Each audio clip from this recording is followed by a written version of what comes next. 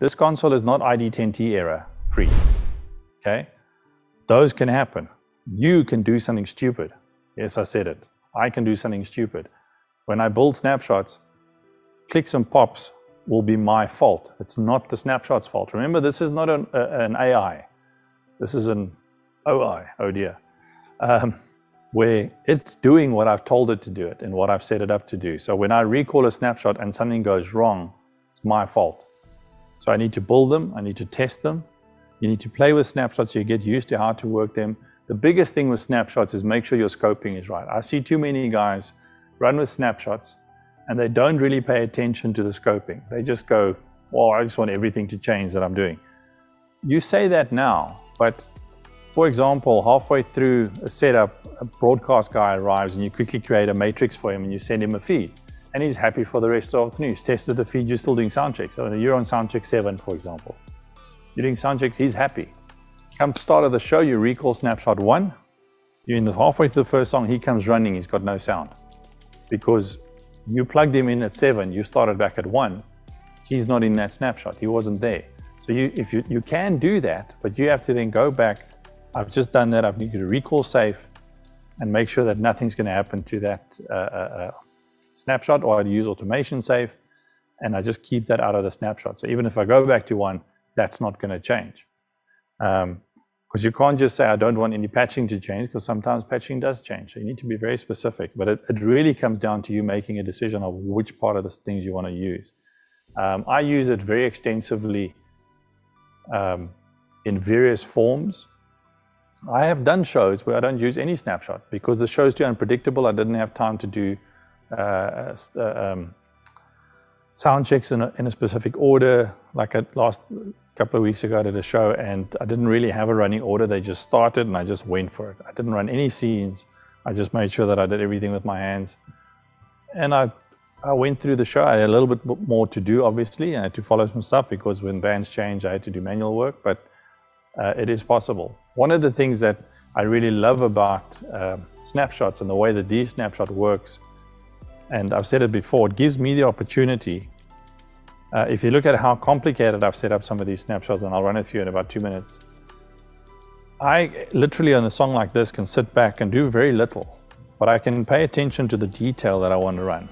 I don't have to try and remember that there's a solo there or there's a drum roll there or anything like that because I've programmed those in on the timeline, on the time code.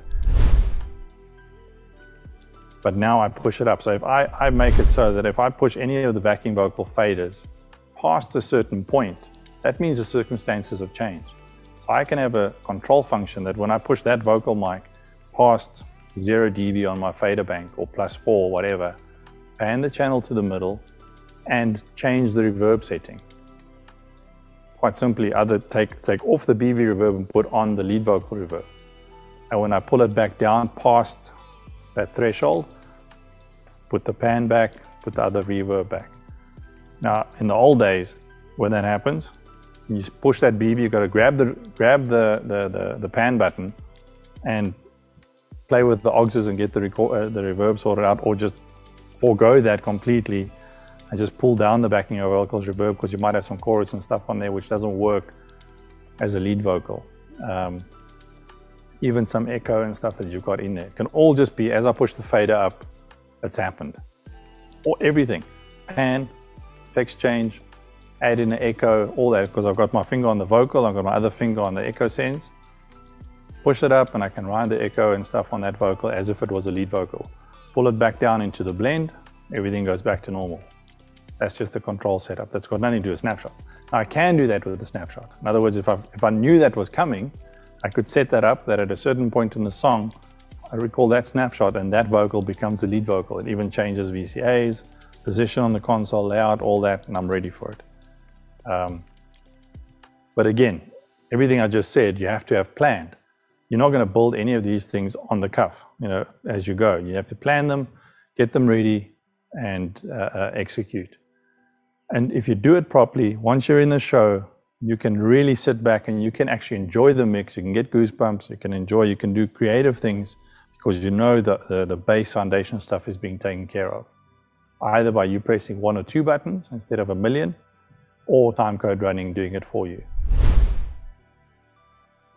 I really enjoy using snapshots, especially the fact that it can control my layer 1 and it can give me flexibility and I don't have to move my hands again. Remember when I spoke about how I design my layouts and where my fingers are?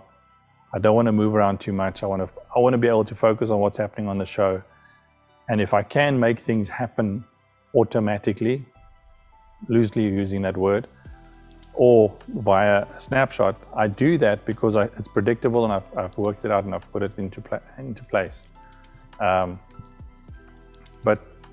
again, as long as it's done with a purpose, you can't go wrong.